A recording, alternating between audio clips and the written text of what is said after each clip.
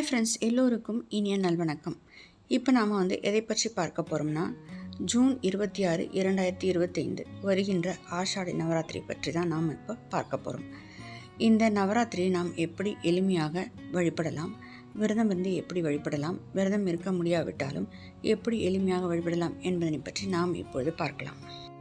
நம் வாழ்க்கையை வளமாக்கி தருகின்ற இந்த ஆனி மாதத்தில் வருகின்ற ஆஷாட நவராத்திரி அமாவாசை அடுத்து வருகின்ற பிரதமை திதியில் தொடங்கி நவமி வரை உள்ள இந்த 9 நாட்கள் நாம் விமர்சையாக கொண்டாடுகிறோம்.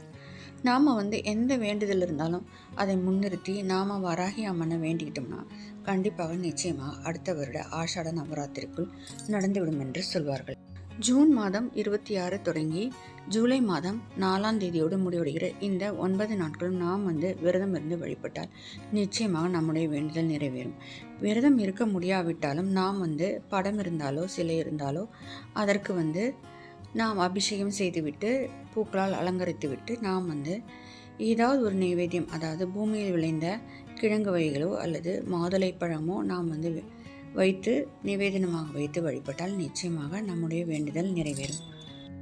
படம் இல்லைன்னா கூட நாம் கலசம் வைத்து வழிபடலாம். அப்படி இல்லை என்றால் கூட மஞ்சள் பிடித்து வைத்து அதற்கு சந்தனம் போட்டுட்டு நாம் ஒரு நெய் விளக்காவது ஏற்றி வைத்துவிட்டு நாம் வழிபடலாம். விவசாயத்திற்காக தான் அம்பாளை வழிபடுவதாக ஐதீகம்.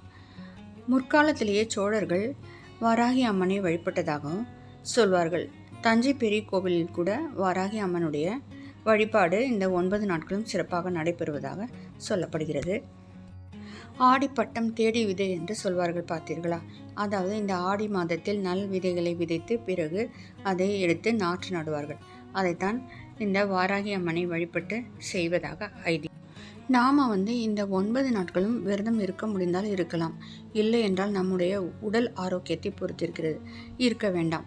அதாவது பால் பழம் கூட எடுத்துக்கலாம், அல்லது ஒரு வேளை உணவு மட்டும் கூட எடுத்துக்கலாம். இல்லை நம்மால் முடியவில்லை என்றால் 3 வேளையும் நாம் டிஃபன் மாதிரி நாம் எடுத்துக்கலாம். அதனால் தப்பே கிடையாது ஃப்ரெண்ட்ஸ்.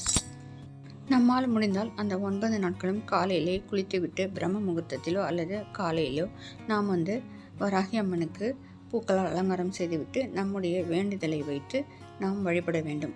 நிவேதனமாக பால் பழம் கூட நாம் வைக்கலாம், அல்லது பஞ்சமி திதி என்று நாம் பிரசாதம் ஏதாவது செய்து வைக்கலாம். நம்மால் 9 நாட்களும் விரதம் இருக்க முடியாவிட்டாலும் பஞ்சமி திதி என்றாவது நாம் ஒரு நாள் விரதம் இருந்து வழிபடலாம். இந்த ஆஷாட நவராத்திரியில் வரக்கூடிய பஞ்சமி திதியை தவறவிடாமல் நாம் வழிபாட்டினை மேற்கொள்ளலாம். நாம் 9 நாட்கள் விரதம் இருக்க முடியாவிட்டாலும் அந்த ஒரு நாள் மட்டும் விரதம் இருந்து கூட நாம் வழிபடலாம். ஆனால் இந்த முறை திதி ஞாயிற்றுக்கிழமை மதியமே 1 மணிக்கு ஆரம்பித்து விடுகிறது. அதாவது 2 நாள் வருகிறது. திங்கட்கிழமை மதியம் 1:08 முடிவடைந்து விடுகிறது. நாம் ஞாயிற்றுக்கிழமையும் வழிபடலாம், அப்படி இல்லை என்றால் திங்கட்கிழமையும் வழிபடலாம். அதாவது சூரிய உதயத்தை வருகின்ற பஞ்சமி திதியை கூட நாம் வழிபடலாம். ஞாயிற்றுக்கிழமை என்றால் இரவு 6 மணியிலிருந்து 9 மணிக்குள்ளாக நாம் தீபம் ஏற்றி வைத்துவிட்டு வழிபடலாம்.